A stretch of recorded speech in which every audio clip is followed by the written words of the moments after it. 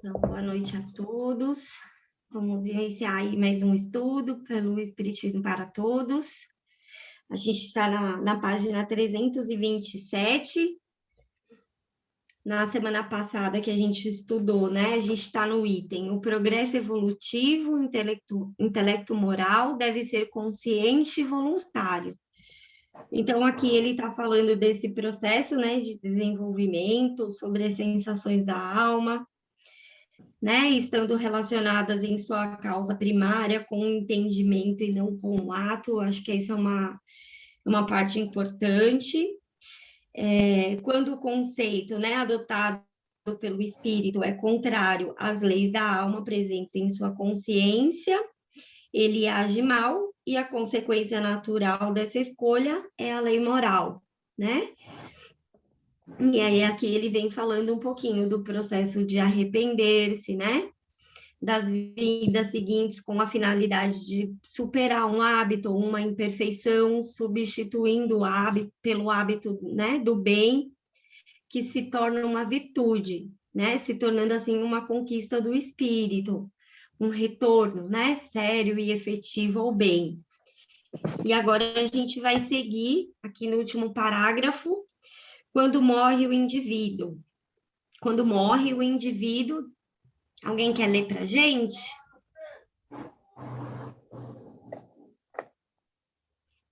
Eu posso ler um pouco, Ju? Tá bom, Rô, por favor. Aí o próximo vai ser a ressignificação dos termos, aí outra pessoa pega. Tá bom. Se a Rô quiser, se vocês quiserem, eu leio um pouquinho, tá? Depois da Rô. Tá bom. Então, vamos. Quando morre o indivíduo, desliga-se do corpo e não mais recebe os estímulos das sensações físicas, como dor e prazer, fome e sede, frio e calor. Todavia, quando o espírito imperfeito chega ao mundo espiritual, envolvido no sofrimento moral de sua alma, por sua inferioridade, pensa que sua dor é física e, lembrando do que vivenciou no mundo material, vive a ilusão de estar passando por frio, fome, dor física. Essas sensações são ilusórias, mas elas lhe parecem insuportáveis e, como ele não divisa seu fim, eternas. No entanto, quando ele se arrepender, elas perderão sua força, dando-lhe a esperança de superá-las e alcançar felicidade pelo seu retorno ao bem. Um espírito explicou, numa mensagem a Kardec, essa trajetória evolutiva do espírito no mundo. Se Deus quis que as suas criaturas espirituais estivessem momentaneamente unidas à matéria, foi, eu o repito, para fazer-lhes sentir e, por assim dizer, suportar as necessidades que exige a matéria de seu corpo para a sua conservação e a sua manutenção. Dessas necessidades nascem as vicissitudes que vão fazer sentir o sofrimento e compreender a comiseração que deveis ter para com os vossos irmãos na mesma posição.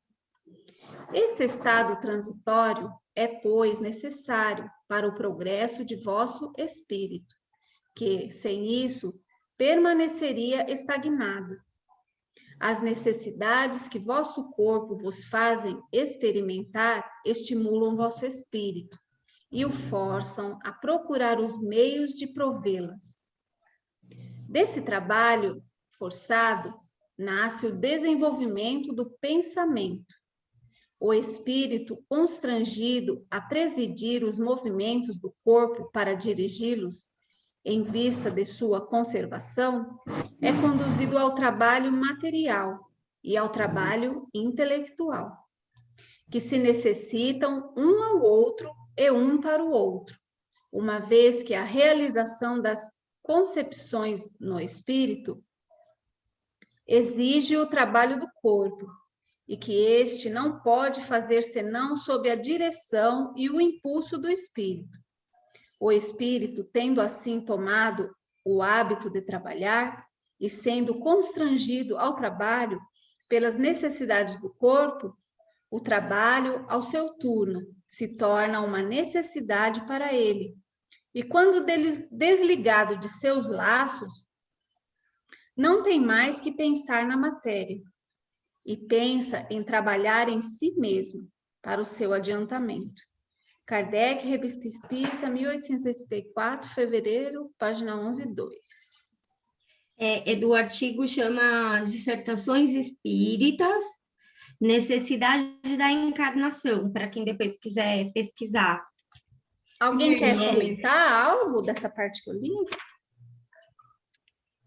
Ele fala aqui, ó, bem no comecinho desse artigo, eu vou ler o parágrafo, ele fala assim, ó, Deus quis que o espírito do homem fosse ligado à matéria para sofrer as vicissitudes do corpo com o qual se identifica a ponto de ter a ilusão e de tomá-lo por si mesmo, quando não passa de sua prisão passageira. É como se um prisioneiro se confundisse com as paredes de sua cela. Nossa, eu achei tão, né, Mari?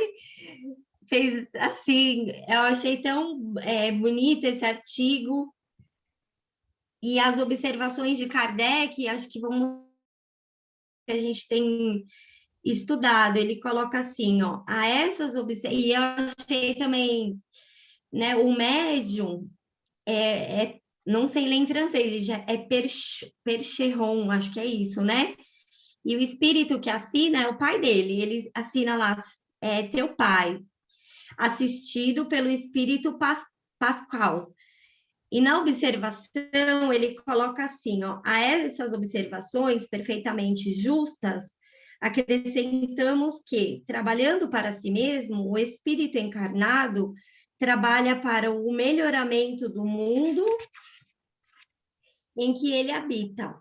Assim, ele ajuda em sua transformação e no seu progresso material, que estão nos desígnios de Deus, de que ele é um instrumento inteligente. Na sua sabedoria providente, quis a providência que tudo se encadeasse na natureza, que todos os homens e as coisas fossem solidárias. Olha que lindo! Né? Mais uma vez, vem aqui trazer, né, esse entendimento da importância da solidariedade, né, do desenvolvimento do espírito, ao mesmo tempo individual e coletivo. Eu li semana passada Uranografia Geral, lá na Gênese, né? E assim, da primeira vez que eu li, nem lembro que eu li. Aí da segunda também não, aí da terceira eu lembrei que eu li, mas não lembrava de nada. Aí dessa quarta vez que eu li, eu falei assim, nossa, gente, que coisa maravilhosa. O Galileu, né? O Galileu, ele vai falando coisas ali que a gente percebe a dimensão que é da criação de Deus. A gente tá tendo noção da criação de Deus, tipo 10% só.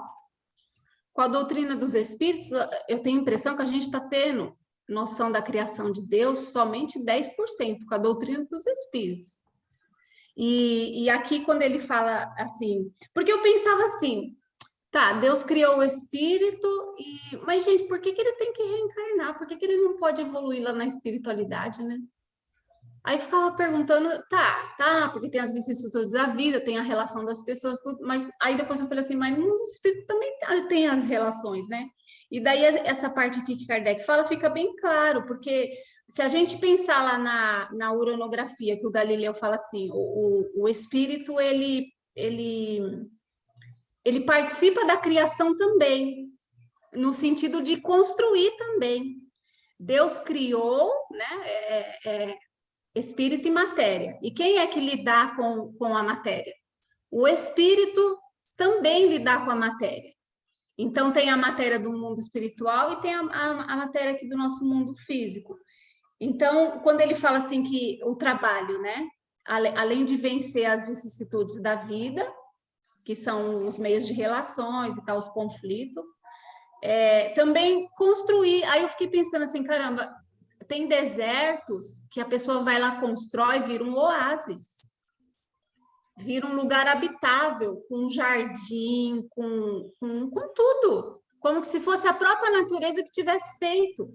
Mas aquela região do planeta é árido, né? É só areia, mas daí vai o homem lá, o homem e a mulher, vai lá e constrói, levanta ali como se fosse a natureza que criou. Por exemplo, eu tô para ir conhecer um lugar que tem águas termais. E daí tem um lugar que é natural, né, que a natureza fez, mas tem outro complexo que foi o homem e a mulher que construiu, né, desviou a água para lá, né? Então, e nessa relação de estar construindo as ideias, ele fala aqui também que vai desenvolvendo, né, intelectual, né, vai tendo trabalho intelectual também. Então, ó, é conduzido ao trabalho material e ao trabalho intelectual. Aí a gente está vendo também que tem o trabalho moral também. E tanto aqui como encarnado, o trabalho moral, quanto desencarnado no mundo espiritual, o trabalho moral. Então, eu percebo agora melhor a perfeição, né, de Deus, né? Alguém mais quer comentar? Quanto mais a gente vai estudando, mais vai ficando claro, né? Tudo que... Porque acho que tem muita coisa na doutrina que a gente ainda pode aprofundar, buscar né, um entendimento. E nessa parte que ele está falando aqui, do processo de desenvolvimento, né, intelectual, moral, a gente fala muito lá no estudo de quarta que a Cida às vezes traz essa reflexão para a gente, né? O quanto que a gente ainda se vê muito mais na questão, né, material da matéria do que como um espírito. E se a gente pensar exatamente nessa frase que ele colocou, por isso que eu li no primeiro parágrafo, né, que um prisioneiro se confunde com as paredes da sua cela. Então, a gente se vê limitado no corpo, focado nas questões do corpo, materiais mesmo, pagar conta, trabalhar, né, se alimentar, limpar. A gente começou, né, no começo do estudo brincando, quanto que a gente trabalha, e é verdade. E o Espiritismo está trazendo esse entendimento das questões espirituais, esse despertar, olha, você não é a matéria, você é o espírito, né? Tudo que você está desenvolvendo, ou as habilidades que você já tem, é fruto de um progresso anterior, que se soma a esse progresso atual e vai se somar ao progresso futuro, né? Então, isso traz uma esperança para a gente. E, às vezes, a gente tem esses questionamentos. Por quê? Né? Se eu sou um espírito, eu tenho que estar aqui na matéria. E a gente olha em volta o mundo, às vezes, a gente se questiona. Por que tanta luta, tanta batalha, tanta, né, desigualdade? Mas é nossa responsabilidade mudar tudo isso. Fazer, dando o quê? O nosso melhor, dentro da nossa habilidade, dentro daquilo que eu tenho a capacidade de compreender. Então, quando a gente começa a pensar dessa forma, vem um sentimento nobre, né? Puxa, eu faço parte, eu vou contribuir com tudo isso. Mas aí no dia seguinte já levanta 8 horas, 7 horas, 6 horas para trabalhar. E aí vem, né, o dia a dia, a correria. Diga, Mari. Então, Ju, essa questão é bem interessante, vai ficando claro a cada frase mesmo, né? Então, por que a gente precisa da matéria? Porque o espírito não tem essas necessidades. Não tendo as necessidades, não desenvolveria suas faculdades, né? Não desenvolveria a razão, o senso moral, não teria como, porque as necessidades do corpo que leva o homem ao trabalho e ao desenvolvimento, o espírito não teria, né? Verdade. Só no mundo espiritual ele não teria esse laboratório que é o mundo material, né? Esse laboratório para o espírito. É muito interessante mesmo. E essa frase que você leu, ela é tão assim, sabe? Ela te marca porque a gente pensa assim, nossa, eu estou dando tanta importância à matéria, eu vivo como se eu fosse a matéria. E olha o que o Kardec coloca aí, né? O espírito coloca, a gente se identifica com a prisão que é o nosso corpo, chamando o nosso corpo de prisão, e a gente deixa o espírito para se identificar com a matéria, né? Então, esse estudo faz a gente despertar, sabe? Faz a gente refletir a respeito das coisas, e com isso a gente vai entendendo muito os princípios que a gente deixava de lado, né, da doutrina. Achava que era tranquilo, que a gente já tinha dominado, e não, né? Ainda não. Estamos no processo. Eu penso assim, ó, porque antes, quando as pessoas falavam assim, nossa, o espírito... Por exemplo, a gente vai ler lá as comunicações no céu e inferno, daí aí os espíritos falam... Aí, às vezes, São Luís vai falar, ele fala assim, é que esse espírito é muito materializado.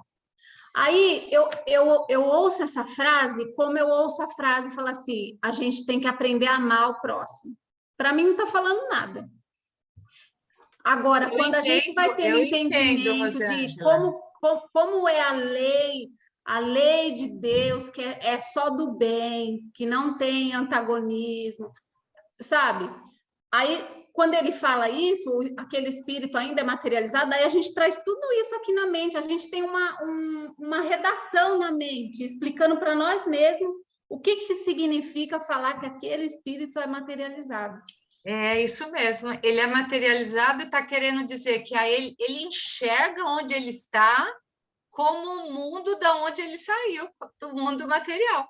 Né? Ele saiu ele está se identificando ainda com a cela. E continua com as mesmas impressões, as mesmas ilusões, como se ele estivesse aqui. E por isso ele relata da forma com que ele vê. Entendeu? O outro espírito pode falar, olha, ele está enxergando isso, mas não é isso, é porque ele tem a ilusão ainda da matéria, né? Aí dá para entender bem os romances espíritas que a gente fala e reforça, né? É o entendimento daquele espírito que está relatando a experiência dele. Não podemos tomar a experiência de um espírito como realidade do mundo espiritual, né? É porque eu já ouvi pessoa falar assim, mas o que muda? Não muda nada. Tomara que mude, né, Rosângela? Porque se não mudar nada, né? Se não mudar nada, a gente mesmo vai falar assim, estou muito materializado. Não, se não mudar nada, a gente muda. Porque consciência a gente já vai ter, que saiu daqui. A gente já está tendo. Eu fico pensando isso, falo assim, nossa, tem pessoas que... Outro dia eu estava pensando nessa bobagem, eu falei assim, nossa, esses asfaltos tá tão mal feito, tá andando de carro, daqui a pouco pronto, cai num buraco, pronto, já era, desencarna, não dá nem tempo de falar tchau, nada, aí eu lembro, eu falo assim, não, eu sei como eu devo me comportar, aí eu fico tranquila.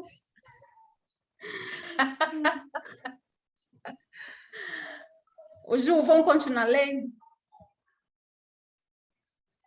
Pode ser? Pode sim, Rô. Dá para resumir e compreender num esquema simples tudo isso que acontece conosco, nesse processo de evolução do animal ao espírito livre. Quase todos na Terra já se distanciaram da vida animal, mas ainda não dominaram bem os valores espirituais. É um meio do caminho entre uma fase e outra. Por isso, cada um de nós convive com os dois apelos. as necessidades animais e o desejo de ser feliz. Ampliar valores e responsabilidades. Ser livre. Nessa condição, temos uma meta de vida enquanto espíritos. Desprender-nos da matéria, de um lado, e conquistar os potenciais da vida espiritual do outro. Tudo isso deve ser feito concomitantemente, vivendo no mundo, enfrentando o cotidiano, mas não agindo de forma desligada, inconsciente, conduzidos pelo hábito, condicionados. É necessário prestar atenção a cada coisa que acontece, observar ao redor, compreender os caminhos, escolher, aprender com a escolha, escolher melhor, tentar de novo, tentar diferente. Aos poucos, fazer o melhor, à medida que mais se compreende cada coisa ou situação. A vida é uma escola. Podemos imaginá-la como se o espírito fosse um ator e as diversas vidas fossem peças. Reencarnar seria entrar novamente no palco, onde a personalidade vivenciada é como um personagem do espírito. O ator pode viver uma diversidade de representações. Fazer o melhor papel em cada apresentação é a nossa meta. Não importam as peças que passaram, mas quanto mais experiente fica o ator, mais expressivo, melhores decisões ele toma. E isso precisa de tempo e dedicação. O resultado de todo esse trabalho é a conquista progressiva e definitiva da felicidade. Pense no seguinte exemplo. No meio artístico, quando um artista experiente, vivido e consciente do valor de sua profissão, dá tudo de si numa apresentação. Ele busca do fundo do seu ser e experiencia as emoções, e com elas envolve o público, que chora, ri e sente esperança com ele. Uma eletrizante conexão entre os indivíduos, além de qualquer sentido físico. No final, ao curvar seu corpo diante dos aplausos entusiasmados do público, que enxuga as lágrimas, renovado, o que ele sente? Se prestar atenção, não é prazer, nem só alegria, que é uma resposta do ato circunstancial. É felicidade, esse sentimento da alma, ultrapassa o momento. Em seu íntimo, ele é a maior recompensa que se pode conquistar. Ele faz superar as dores, fomes, privações, preconceitos e desmotivações enfrentadas em sua trajetória. Ele o motiva a continuar, faz valer todo o sacrifício, dá força e abre um futuro melhor à frente. Essa é a felicidade ao alcance de todos, onde quer que estejam, enfrentando seus próprios desafios, mesmo que se sintam isolados e esquecidos. Pois os olhos da espiritualidade alcançam todos os lugares, e os bons espíritos estão sempre onde forem chamados.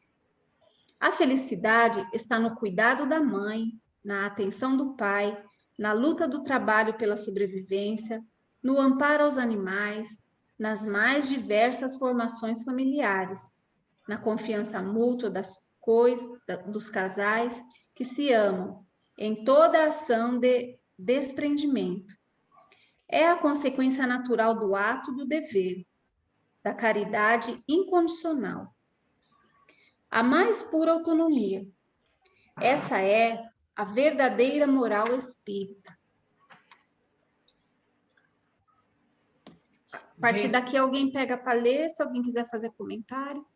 esse trecho todo, o meu livro, quando eu fiz, né, o estudo com uma amiga só, eu e a Cláudia, que a gente leu de capa a capa, tudo, essas 2 páginas está cheio de expressão minha, lindo, maravilhoso, lindo, lindo. Vou até mostrar para vocês aqui, ó. Porque é de uma beleza poética, é de uma inspiração. Esse último trecho que diz: a felicidade está no cuidado da mãe, na atenção do pai, na luta do trabalho, pela sobrevivência, no amparo aos animais. Ou seja, todo o nosso contexto de vida, quando nós paramos um minuto, como eu moro aqui, é uma chácara, né, aqui em Itatiba, eu confesso para vocês que nesses 3 anos que eu estou aqui, eu já tive muitos momentos, porque o próprio lugar propicia essa oportunidade, né, perto da natureza, de a gente uma hora sentar num banco, olhar tudo, olhar a nossa vida, olhar a nossa volta, por mais que tenham sido os momentos difíceis, os momentos de adversidade, olhar as nossas conquistas, olhar tudo isso como um grande presente, olha, a confiança mútua dos casais que se amam em toda a ação de desprendimento, é a consequência natural do ato do dever. Então, a gente tem a dimensão do que é o ato do dever em todos os aspectos da nossa vida. Por que eu estou falando isso para vocês? Da turma aqui, eu acredito que eu seja, né, uma das mais jovem há mais tempo, como o pessoal fala, mas com os meus 70 anos, hoje, a sensação que eu tenho, não é sensação, porque sensação às vezes pode dar uma impressão de ilusão, mas o sentimento que eu tenho é de uma gratidão tão grande de tudo que nós conquistamos, né? Eu e o Rui, claro, eu não conquistei sozinha, a família, os momentos difíceis que eu passei na minha vida, aonde eu cheguei. Eu tenho pensado nisso desde que nós viemos para cá, mas com esse sentimento, né? Tudo foi muito válido, tudo valeu a pena, né? Como valeu a pena cada conquista nossa. Vou fazer 45 anos de casado com o Rui, como valeu a pena, né? Como nós evoluímos, como nós crescemos juntos. Isso é para tudo, né? E eu só estou falando isso porque, pela minha experiência de vida dos meus 70 anos.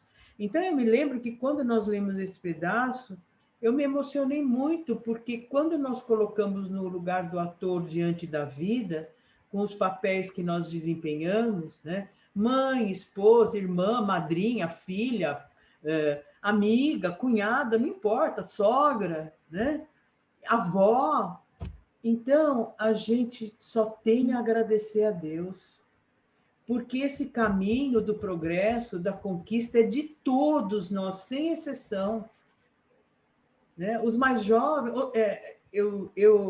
Está acontecendo uma coisa interessante, vou só falar rapidinho, que eu não quero tomar muito tempo, mas vejam só, como eu estudo com a minha neta, e quando tem prova eu tomo ponto, que eu sou antiga, né, gente? Então eu tomo ponto, né? Como eu fazia com meu filho. As amiguinhas dela acharam isso o máximo, e agora ela está estudando de manhã, a minha neta, até às 3h30 da tarde, e as amiguinhas não. Então, o que aconteceu? Para resumir, hoje tinham 4 aqui estudando comigo, né? Porque uma veio estudar, estava com dificuldade, a outra também veio, a outra tinha a prova, e hoje veio o Bento, e o Bento falou: mãe, eu tenho prova de história, vó, eu venho estudar com você. E aí uma delas falou: vó, mas, gente, separar sílabas, tá? Então, vejam o que é para criança a dimensão. Vó, mas como você sabe tudo isso? Onde você aprendeu? Na cabecinha deles, né? A avó já foi criança como vocês. Vó, mas você sabe muita coisa, olha só. Então, esse agregar agora de ter as crianças, gente, olha que coisa mais gostosa, que oportunidade para mim, além de estudar com a Lívia, né? Eles têm, em média, 8, 9, 10 anos. A Lívia tem 11. Então, e aí as mães, a vó Marisa, eles estão alucinados para estudar com a avó. Por quê? Claro, os pais não têm tempo, né? As crianças hoje em dia fazem as lições sozinhas, claro, tem que fazer mesmo, mas de preferência com um adulto dando suporte, olhando. Então, esse parágrafo aqui, gente, eu digo tudo isso porque é para nós pararmos para pensar que a nossa vida às vezes é tão louca que a gente não para um minuto, né? Você vai levando a vida, é mais um ano que passou, é o calendário que virou, mas nós precisamos parar, ter esses momentos de reflexão e de profunda gratidão a Deus. Olha nós aqui, esse grupo, né? Olha o que a tecnologia da informática permite a nós hoje. Cada um, o Mário em Portugal, né? Milena na Bahia, enfim, a Ju lá em São Paulo, eu aqui em Itatiba, né? Enfim, eu quando li essas 2 páginas, eu fiquei assim muito emocionada. E a certeza, mais do que nunca, que nós precisamos acreditar, sabe? Ter essa certeza no caminho evolutivo do espírito, né? E que é isso que nós vamos levar, é o que nós construímos, é o que nós conquistamos. E isso é simplesmente fantástico. É isso que se amanhã chegasse a hora de eu voltar, eu digo para vocês de coração, eu vou feliz. Primeiro, por ter conquistado algumas coisas, como ter construído minha família, meu trabalho, ter vencido os momentos difíceis. E este último momento, então, de 3 anos para cá, a recuperação da doutrina espírita, né? Para mim, que sou espírita desde os 15 anos, que via espírito se jogar no chão, espírito não, perdão, médium, se jogar no chão, se debater, que eu ia com a minha avó, né? Eu tinha uns 6 anos por aí. Então, espírito, para mim, sempre foi uma coisa muito familiar, né? E hoje, tudo que nós aprendemos de forma equivocada, e hoje, aonde nós estamos chegando, mas é um momento de muita gratidão.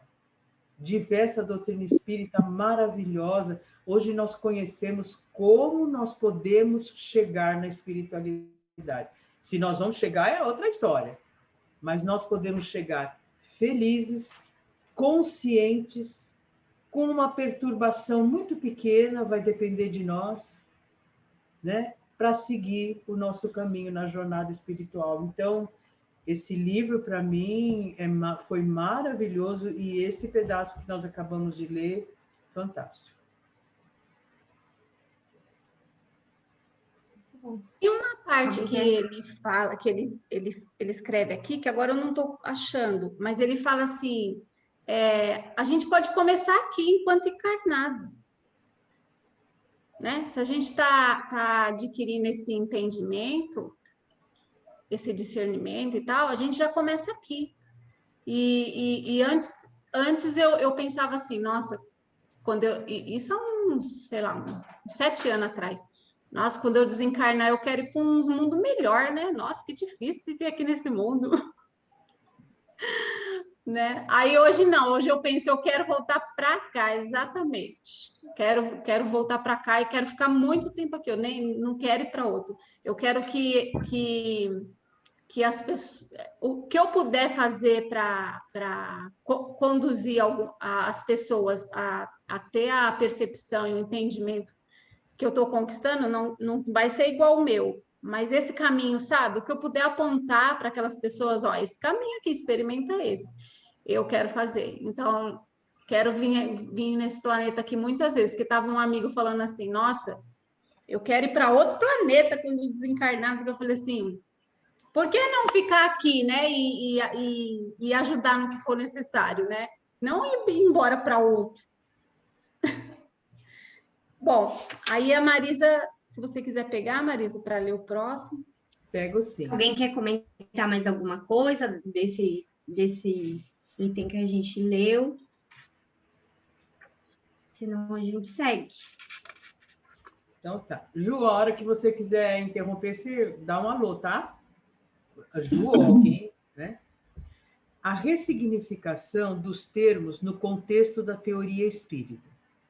Allan Kardec vai partir, em seus estudos morais, das definições comumente utilizadas para explicar as condições futuras, no entanto, vai ressignificá-las, dando aos mesmos termos novas definições apropriadas à teoria moral espírita. Na obra O que é o Espiritismo, num debate com um padre, este afirma que o Espiritismo admite pontos combatidos pela Igreja e nega outros, como eternidade das penas, existências de demônios, o purgatório, o fogo do inferno. Kardec vai responder que a doutrina não contesta, mas ressignifica, dando outras definições para os termos. Anotai bem, Senhor, que alguns dos pontos divergentes, dos quais acabais de falar, o Espiritismo não os contesta em princípio. Se tivesseis lido tudo o que escrevi sobre esse assunto, teríeis visto que ele se limita a lhes dar uma explicação mais lógica e mais racional que aquela que lhes dão vulgarmente. É assim, por exemplo, que ele não nega o purgatório, mas lhe demonstra, ao contrário, a necessidade e a justiça, indo mais além ao defini-lo. Quanto à eternidade das penas, se fosse possível pôr a questão em votação para conhecer a opinião íntima de todos os homens em estado de raciocinar ou de compreender, mesmo entre os mais religiosos, ver-se-ia de que lado está a maioria, porque a ideia de uma eternidade de suplícios é a negação da infinita misericórdia de Deus. Kardec, 1859, 1995, páginas 109 e 110. Que é o céu e o inferno, né? Que quando nós terminarmos este estudo, né, Ju, nós vamos estudar o céu e o inferno, e é muito bacana essa parte do purgatório, né? Eu estou falando isso porque a gente tem lá o nosso grupo de quarta-feira, que nós vamos entrar já no purgatório, e no de domingo a gente já entrou. E é muito bacana o que Kardec fala, né? Que é exatamente isso. Ele não contesta, mas nós vamos entender de uma forma racional, muito inteligente e muito lógica. A Boa Nova de Jesus representou o rompimento com os dogmas do velho mundo. Jesus trazia uma ideia revolucionária, afastando a hipótese dos seres intermediários entre Deus e os espíritos. Não estaríamos sujeitos às divindades, sendo subjugados pelo peso da autoridade e ira divina. A vida no mundo não seria regida pelos castigos e recompensas advindo das escolhas inesperadas de um Deus vingador, de um Deus vingador de uns e protetor de outros. Não haveria por detrás dos governos forças sobrenaturais, dando a eles uma autoridade divina. Então, né, gente, aqui só um pequeno comentário. O Espiritismo veio trazer para nós a nossa conexão direta com Deus, sem necessidade de intermediário, né? É como diz a Madre Teresa de Calcutá, né? A minha vida, ou alguma coisa assim, ela diz, é entre mim e Deus. Então, nós, dentro da doutrina espírita, veio nos trazer não só, né, a consciência, a racionalidade das nossas imperfeições, mas principalmente a oportunidade, a possibilidade da nossa conexão com Deus, sem intermediário. Né? Entendendo literalmente o que Jesus quis dizer. Quando quiserdes orar em meu nome, né, recolhei-vos ao vosso interior, e esse interior não é lugar físico, é onde quer que nós estejamos, é a nossa alma, é o nosso coração, e aí lá eu estarei. Então, é muito bonito tudo isso. Alguém gostaria de fazer algum comentário? Sigamos, então? Também não cabia aos indivíduos uma submissão regida pela fé cega e pela obediência passiva. Mas seus ensinamentos, registrados em dezenas de relatos, foram progressivamente adulterados em milhares de pontos quando o cristianismo foi dominado pelos sacerdotes das religiões antepassadas. Pouco a pouco, sua mensagem foi sendo modificada para adaptar-se aos falsos dogmas. Mas ele avisou que enviaria o Espírito da Verdade para recolocar as coisas em seus devidos lugares. Só é necessário recolocar o que foi tirado de seu lugar. Jesus sabia que seus ensinamentos sofreriam um desvio. O Espiritismo representa a chegada do Espírito da Verdade anunciada por Jesus. No entanto, viria a sofrer um ciclo idêntico de estabelecimento da verdade, mas também o desvio que adulterou sua mensagem por 150 anos. Está na hora de restabelecer o Espiritismo como o cristianismo primitivo redivivo, colocando as coisas em seus devidos lugares, por meio da moral da liberdade, ensinada pelos espíritos superiores, dos quais o mesmo Jesus da Galileia participa ativamente, orientando Allan Kardec. Gente, aqui eu queria fazer só um comentário. Vocês vejam como no meio espírita a gente ainda tem tanto viés e tanta contaminação. Eu, na segunda-feira, estava esperando entrar o programa, o Livre Pensamento do Paulo, e por curiosidade, falei, deixa eu acompanhar, né, que programa que está passando. E estava passando um companheiro espírita, fazendo o estudo do Livro dos Espíritos, questões 340 em diante, se eu não me engano, falando o seguinte, que Deus escolhe as provas pelas quais nós temos que passar. E o corpo necessário às nossas provas para que a gente possa superar. Durma com um barulho desse, né? Não, então, uma outra diga, Clarice. Não, uma outra questão também, assim, que deveria, eu acho que daqui a uns anos vai ser assim, ó, uma unificação. Essa reunião internacional espírita, eu estou achando assim uma coisa muito positiva, porque será um censo dos espíritas no mundo, e também, assim, enquanto tiver essas denominações, use, aliança, federação, vai haver, sim, divergências e adulterações, interpretações erradas. Outro dia eu fui comprar um livro dos espíritos aqui numa livraria aqui em São José e catei um livro e abri. Não sei que autor, não sei que título, estava lá. Se a pessoa, como assim, nesses termos, se o homem usar a razão, ele vai ficar muito longe de Jesus. Olha isso, numa livraria espírita, um livro espírita. Acabou, eu fechei o livro, falei, deixa eu ir embora daqui. Então, você tem razão mesmo enquanto está falando. Por isso, sabe, Clarice, que nós temos, eu digo nós, esses grupos que nós estamos formando e que, de certa forma, né, de certa forma não, que tem a orientação e essa visão desse trabalho fantástico que Paulo trouxe para nós, né, já há 3 anos.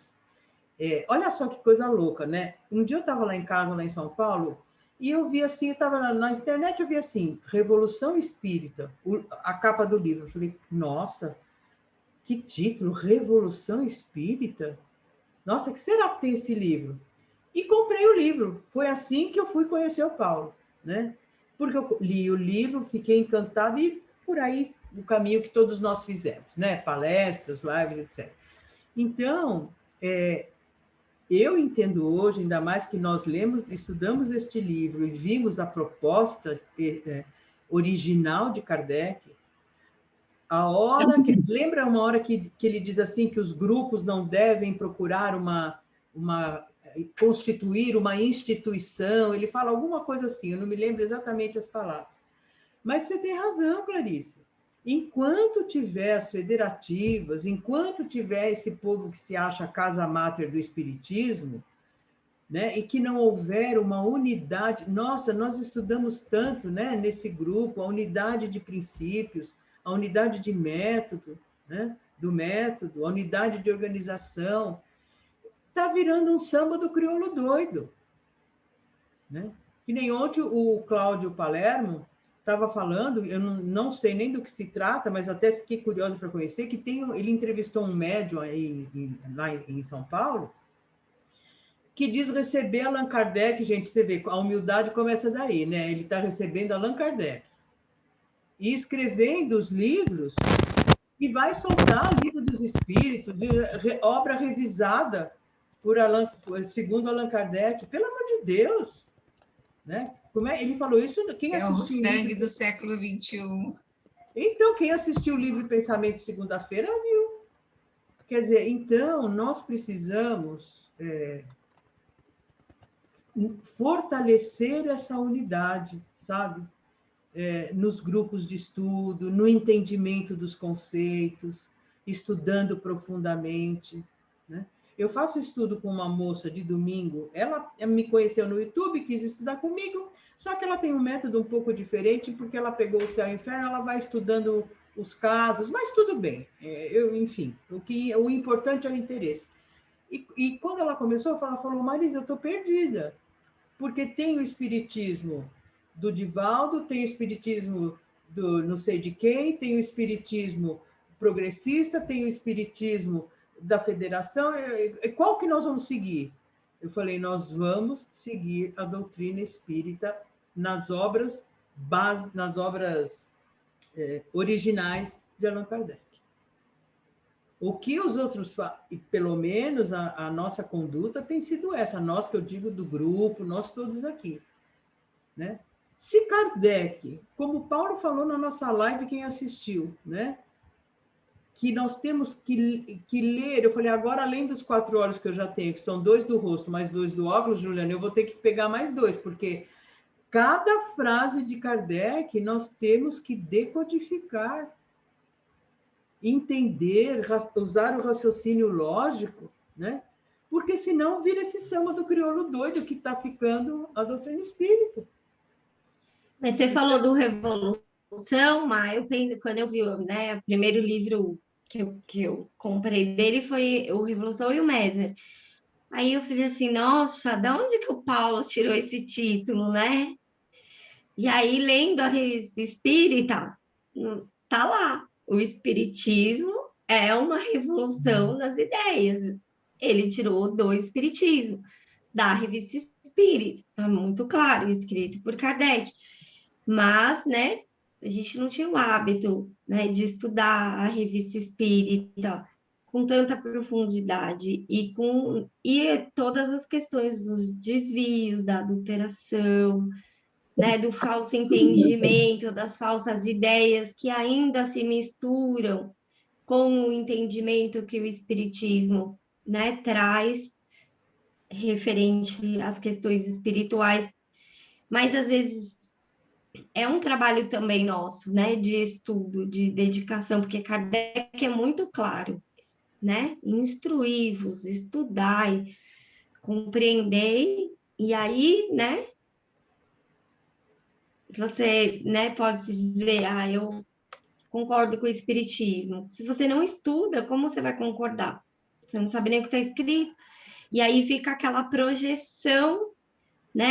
Porque tal médium falou, então isso é uma verdade absoluta. E isso a gente vê muito, né? Tal médium falou, então...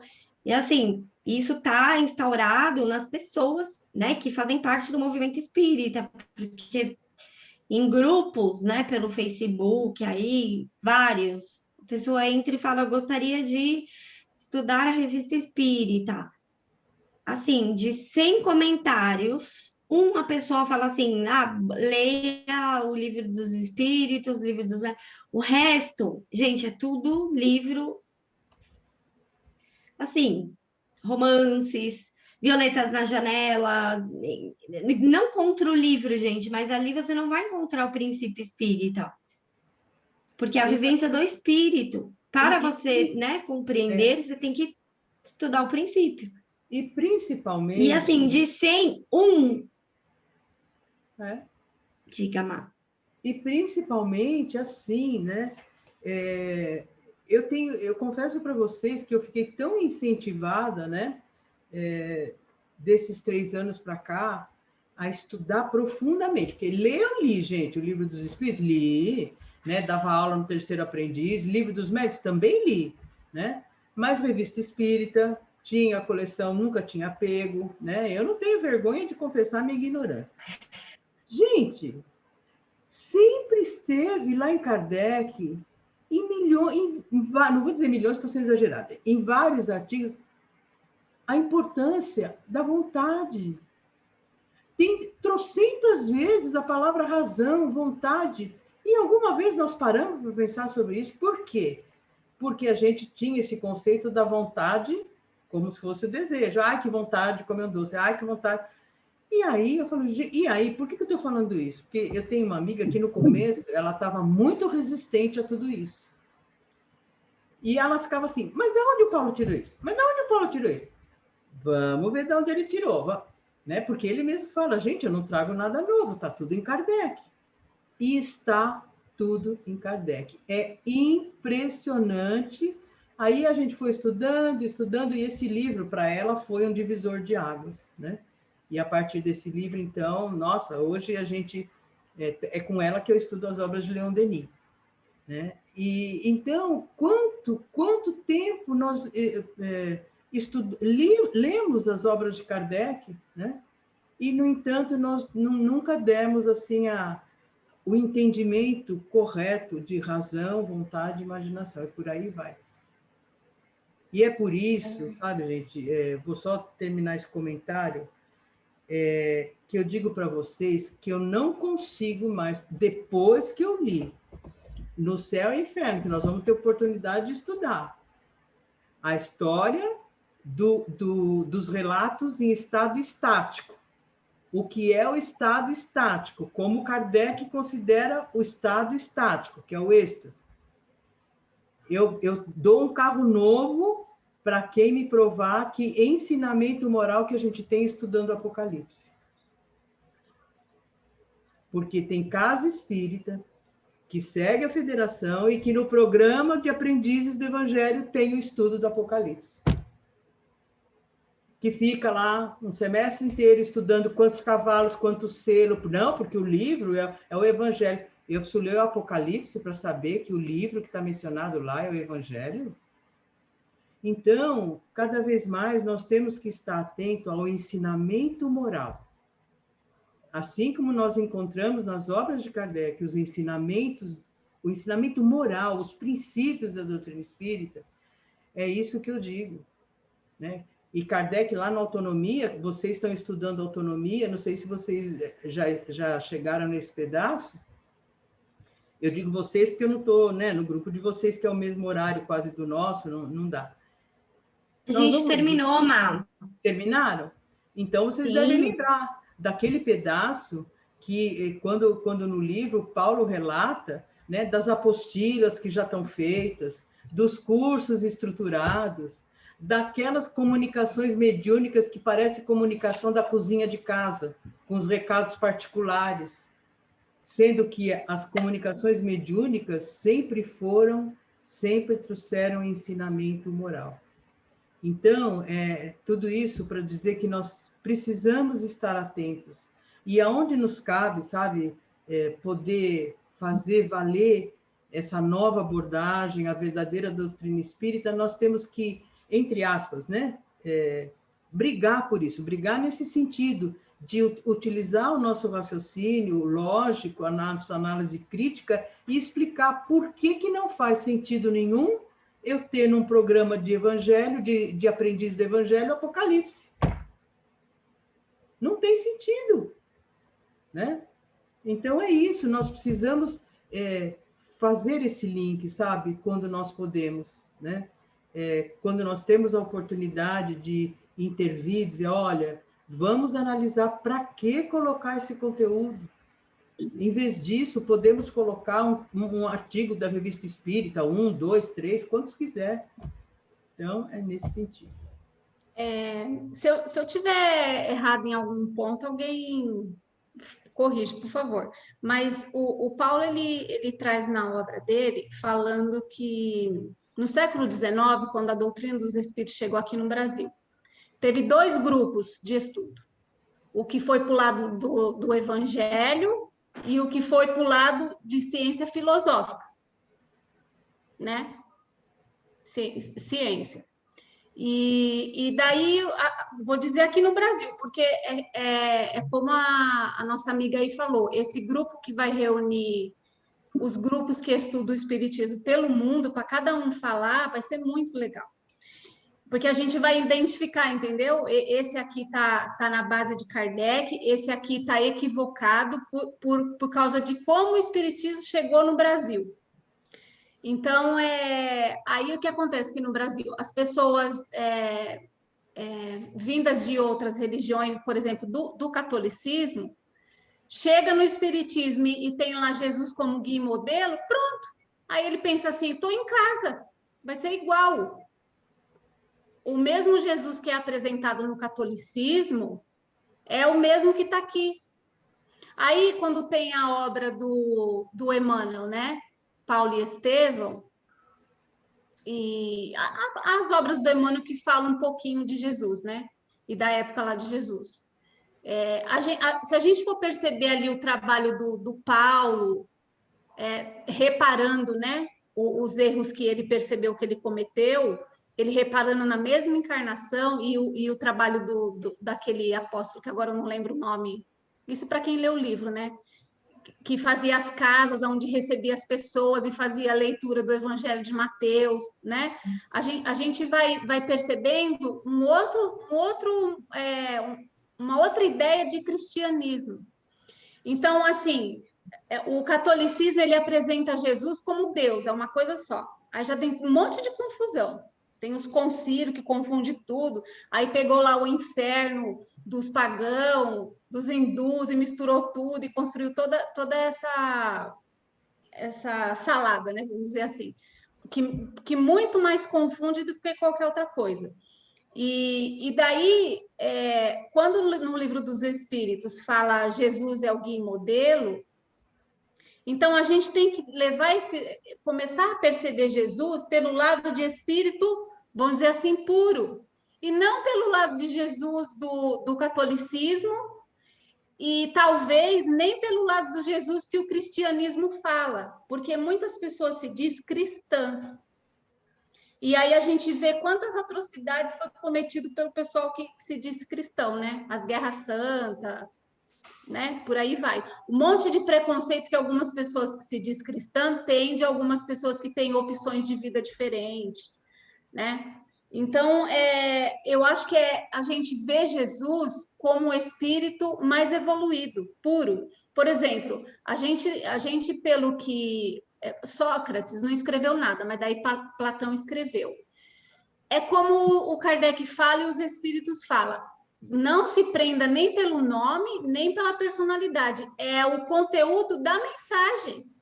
Conteúdo moral. O conteúdo moral da mensagem. Então, se você vê o conteúdo moral da mensagem de Jesus, como que você vai conseguir tirar as arestas que o catolicismo colocou e que as pessoas se dizendo do cristianismo colocou? Como que você vai tirar as arestas? Mas é que isso que a Marisa trouxe, Rô, é pontual, né? Quando o Espiritismo chegou no Brasil, porque senão a gente vai abrir muito o assunto, vai fugir do foco e vai sair do item do Ju, capítulo. pode pegar então, você finaliza. Quando a Marisa está pontuando, o Espiritismo, o que está lá, né, na autonomia.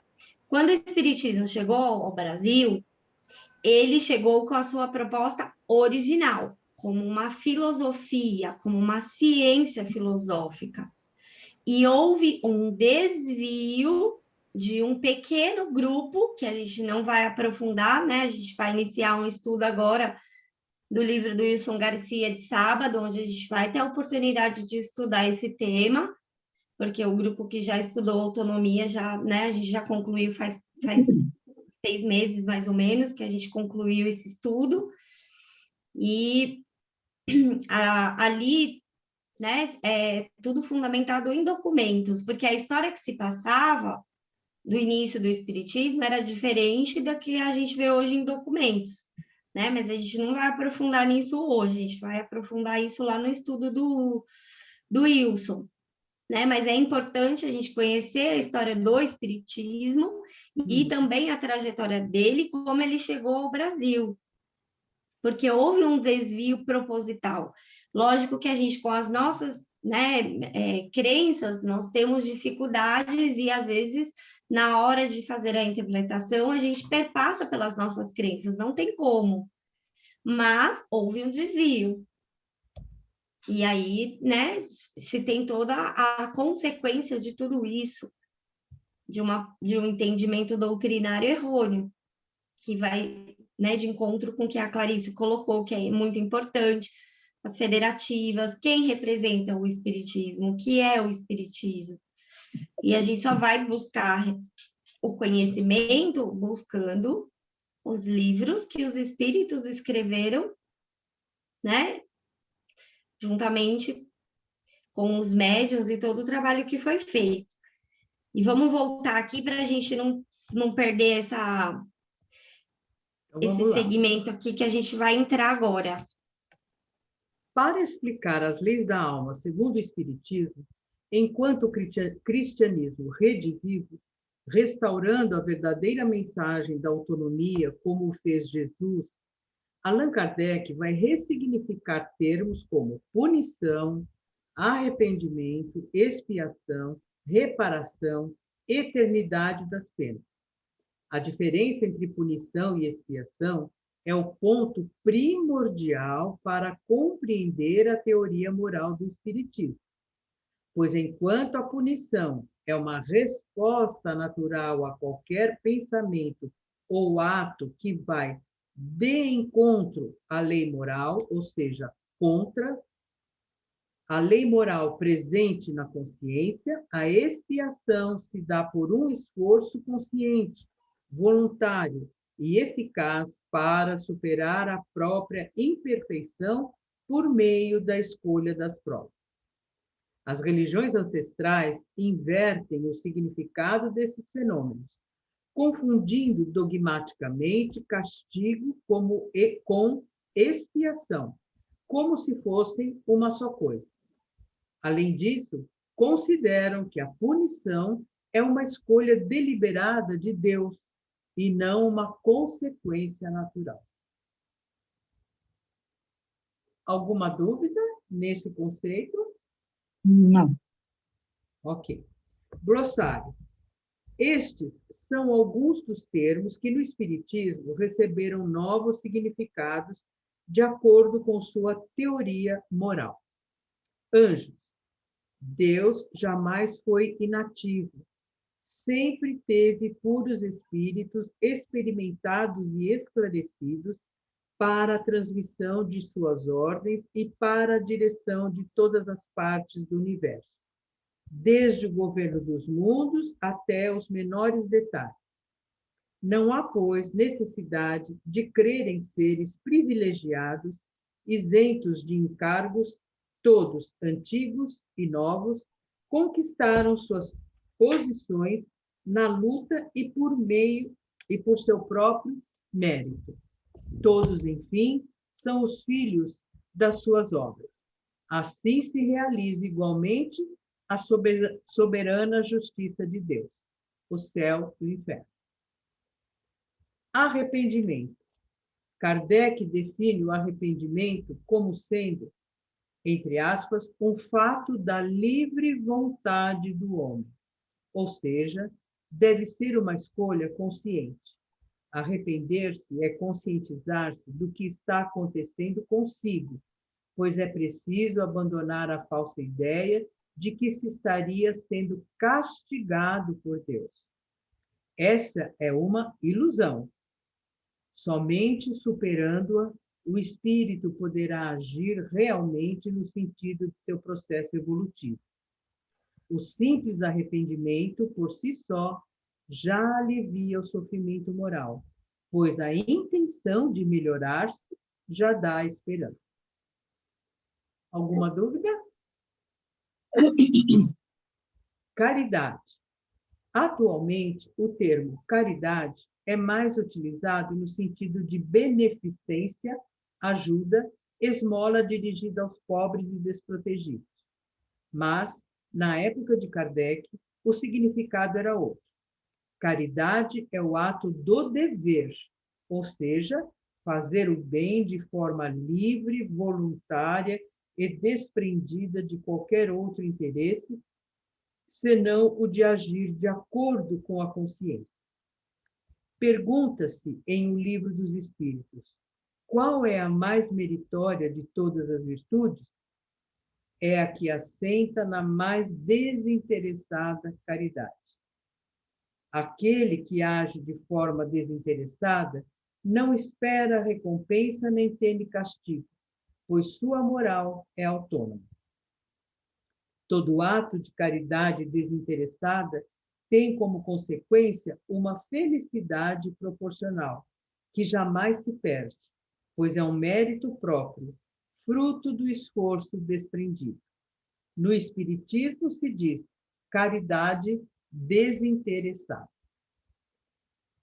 Karma. A ideia de que as dificuldades da vida no mundo físico são castigos divinos é um dogma das religiões ancestrais e é falsa. Ela segue a ideia instintiva de que as coisas se dividem entre boas e ruins, seguindo o critério de que causam prazer ou dor. É o conceito do senso comum. Isso vale para as sensações do corpo físico, mas estender esse raciocínio para o mundo moral é um erro.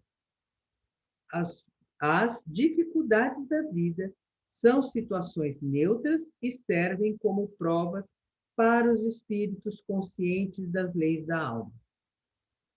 Servem para superar imperfeições e conquistar virtudes. Abre aspas. Sendo todos os espíritos perfectíveis, em virtude da lei do progresso, trazem em si, desculpa, gente, os elementos de sua felicidade ou infelicidade futura, e os meios de adquirir uma e de evitar outra, trabalhando em seu próprio adiantamento. O céu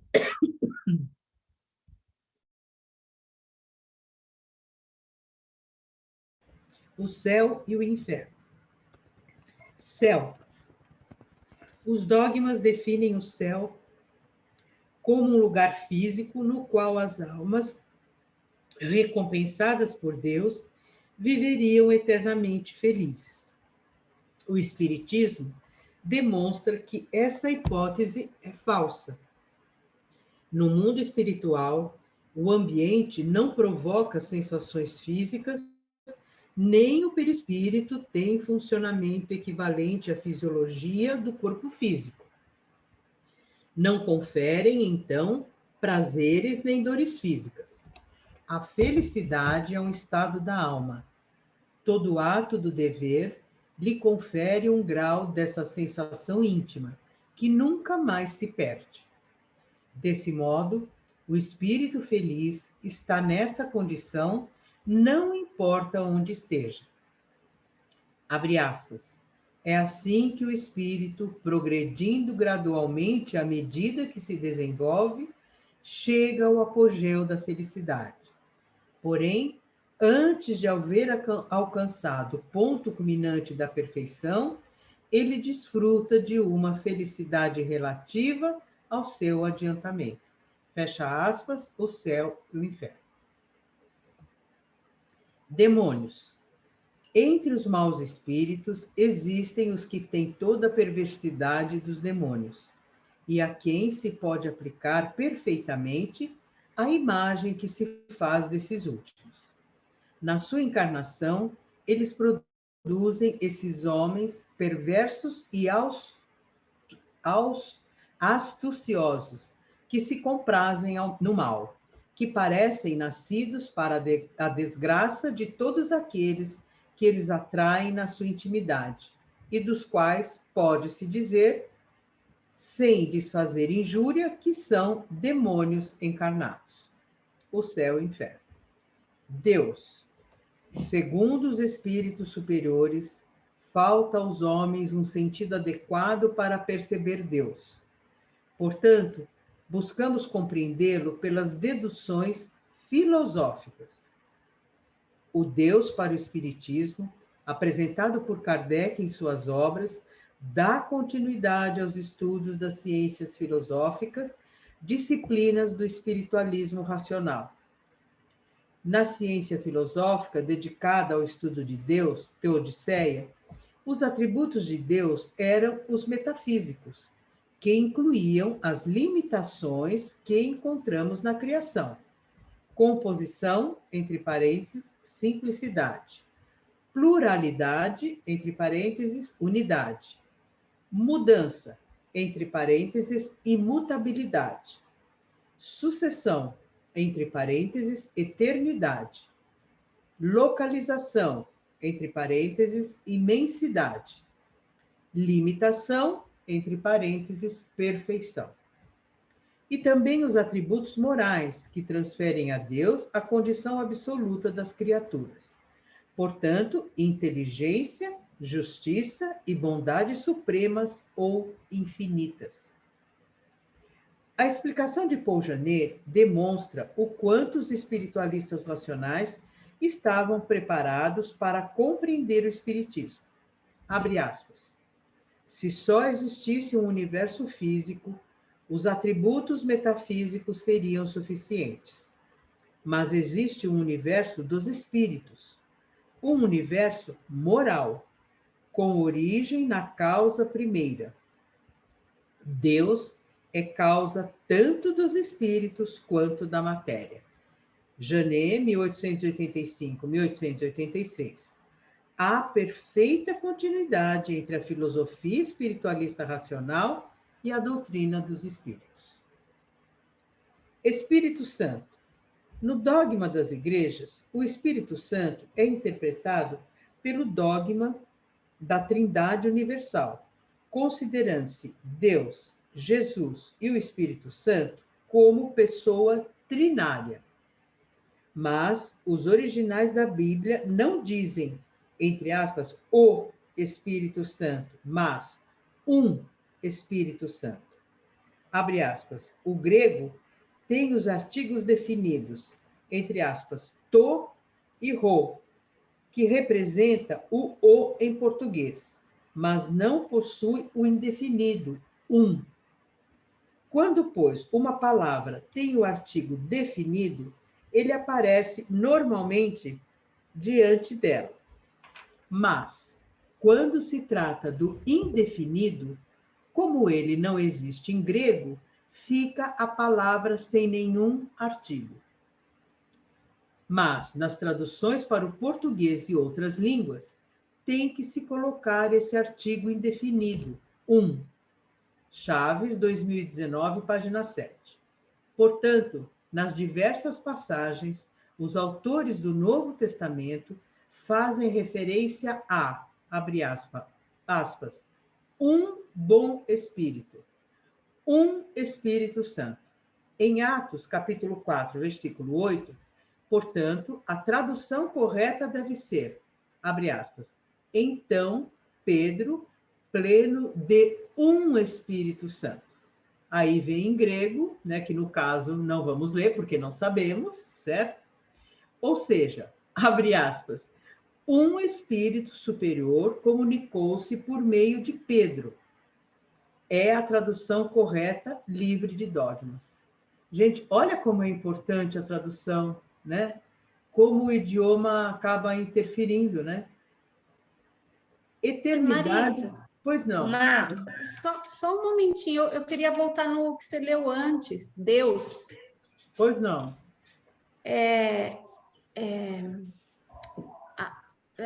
Ver se eu entendi, né? A metafísica desenvolvida pelos filósofos a respeito de Deus. Aí, quando os espíritos começam a apresentar a lei que rege o mundo moral, né? A lei que rege o mundo dos espíritos, e concorda com essa metafísica, né, pensada por filósofos aqui, o Paul Janet e tal, quando fala aquela parte que Kardec fala que está lá no Evangelho segundo o Espiritismo. Não é Kardec que fala, ali dá a impressão que seria uma mensagem de Jesus, que está bem lá no comecinho do Evangelho segundo o Espiritismo. Eu não lembro exatamente a mensagem, mas assim, fala, quando os espíritos perceberam que a humanidade estava preparada, né, no entendimento, aí eles vêm apresentar o mundo espiritual, né?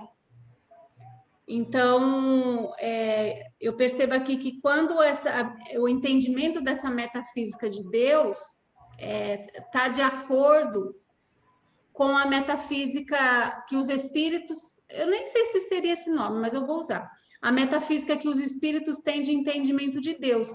Porque o que a gente, lendo lá o livro dos espíritos, que a gente, a todo momento Kardec está perguntando e os espíritos responderam.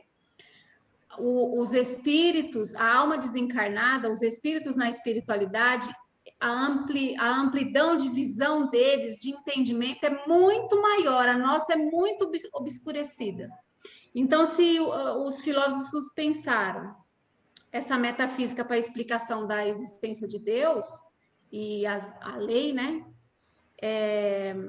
Então, quando na doutrina dos espíritos, os espíritos vêm falar desse entendimento que eles têm de Deus e da lei moral, né, que rege o mundo moral, então é como se a gente tivesse habilitado para entrar nesse assunto, para começar a entender, para dar um passo a mais, né, para evoluir. Então é como se esse planeta tivesse mudado mesmo de categoria a partir do momento que a doutrina dos espíritos veio, né, para o nosso entendimento aqui. Só esse comentário que eu queria fazer. Eu entendo assim também, né? Que porque os espíritos dizem que não adianta, porque eles nunca vão fazer revelações que não temos a capacidade ou a inteligência suficiente para compreender ainda, né? E nessa última live que o Paulo participou de estudo, o Paulo falou nesse sentido assim, de que a gente vai desenvolvendo aqui o nosso entendimento, mesmo que seja a partir de uma ideia errada. Mas é necessário a ideia errada para que a gente saiba qual é a ideia certa, qual é a verdade. Então, aí entra naquela frase de falar da gente ter paciência com o próximo, né? Porque se a humanidade desenvolve ideias erradas, em algum momento vai desenvolver a ideia que seria a verdade, né? Porque por que falar a ideia é a verdade? Porque a gente consola, conforta, a gente fica feliz, dá um entendimento. Você olha para tudo que acontece no mundo e olha para o seu próximo, você olha com paz, você tem um olhar de paz, de tolerância. Você não olha com aquele ódio e fala assim, nossa, a pessoa não aprende. Você começa a mudar o olhar, você começa a olhar para a pessoa e fala assim, que nem alguns falam assim, nossa, olha assim e fala assim, nossa, tadinha da criança, né? Tá aprendendo. Quem é que olha com ódio para uma criança que, sei lá, você fez um bolo maravilhoso e a criança fala assim, deixa eu segurar, tia. Aí a criança vai segurar e derruba aquele bolo que você ficou o dia inteiro fazendo. Aí você vai olhar para a criança com ódio e fala assim, caramba, você destruiu o trabalho do meu dia inteiro. Não, você vai olhar para ela e vai falar assim, nossa, ela estava com boa vontade, né? Mas, infelizmente, aconteceu um acidente. Então, essa ira que a gente, às vezes, cria dentro da gente mesmo, observando o mundo e observando o outro, não tem... aí a gente observa de maneira diferente e fica em paz. E mais do que isso, eu entendo assim, não sei se a Ju também quer falar, mais alguém... Não é só observar. Quando nós vamos adquirindo esse entendimento, nós vamos nos fortalecendo para desenvolver essas virtudes em nós. É isso mesmo, é fortalecer. Observar só não adianta. Por que nós conseguimos ter um olhar de compaixão, um olhar de compreensão, um olhar de respeito? por aqueles que talvez ainda não tenham um nível de entendimento, né? E que nem no trabalho. Às vezes uma pessoa tem uma habilidade incrível em fazer um relatório, por exemplo. Ela faz, nossa, ela senta lá no notebook, pronto, o relatório está pronto, com consistência, com coesão. E uma pessoa pode não ter a mesma habilidade, o mesmo desenvolvimento de raciocínio verbal. Então, essa pessoa que vai te pedir ajuda, você, além de você olhar com compaixão, com entendimento, você vai fazer aquilo que é fundamental, auxiliar aqueles que precisam de ajuda.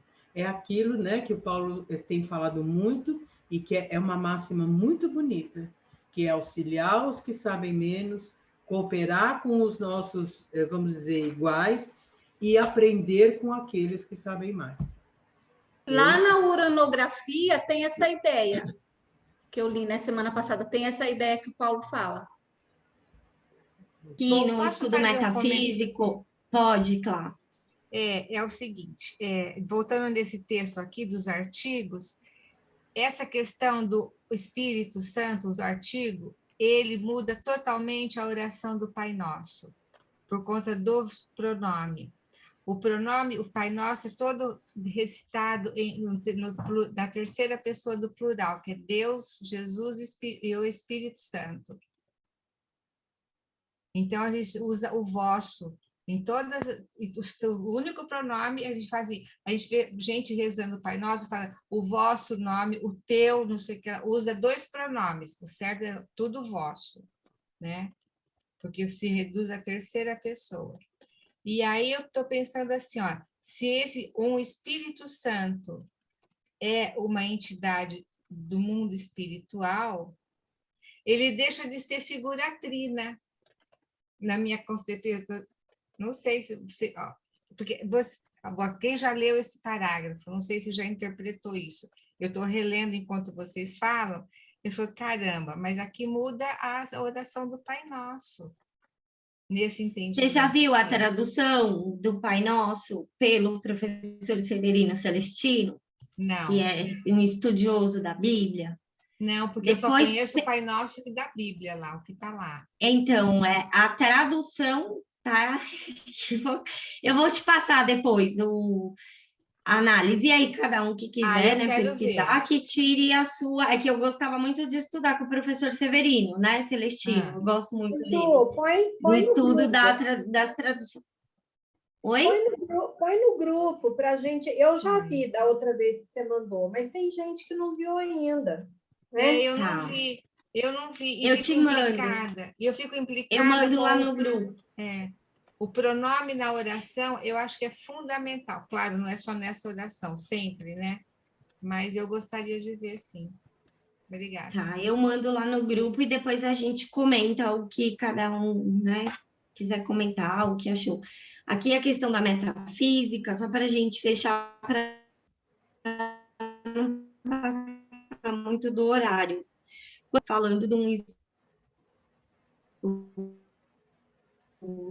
né, de Deus pelas deduções filosóficas, né, apresentado por Kardec, dá continuidade aos estudos filosóficos. E aí ele é um deles, composição, simplicidade, pluralidade, unidade, mudança, imutabilidade, e o outro, né, quando ele fala a explicação de Janet demonstra o quanto se tinha essa base para compreender. E aí ele coloca assim, que existe um universo moral, com origem na causa primeira para a perfeita continuidade entre a filosofia e a doutrina dos espíritos.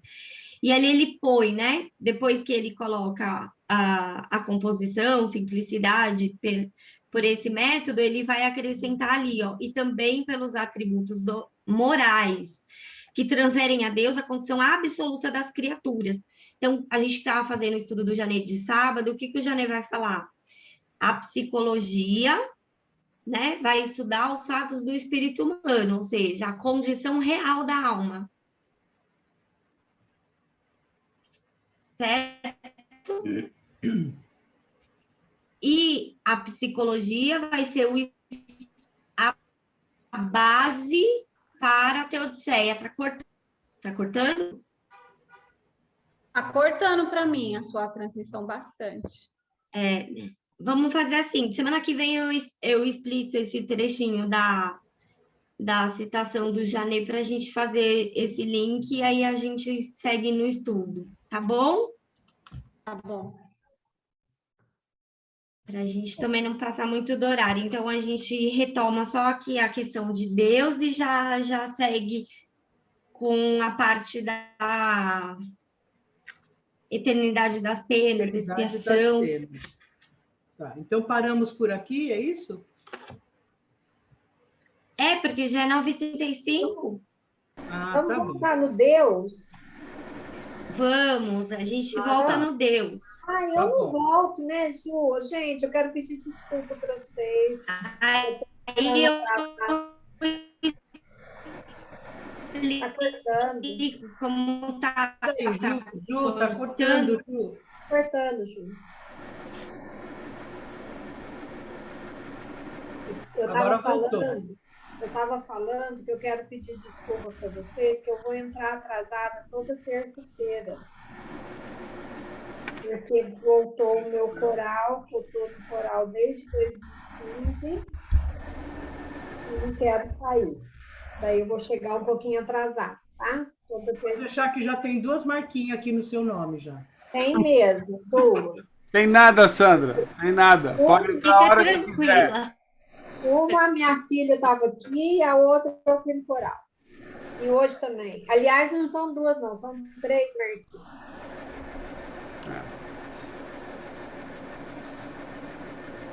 A Juju travou de novo? Acho que sim. Oh, meu Deus. Juju, você está aí ainda?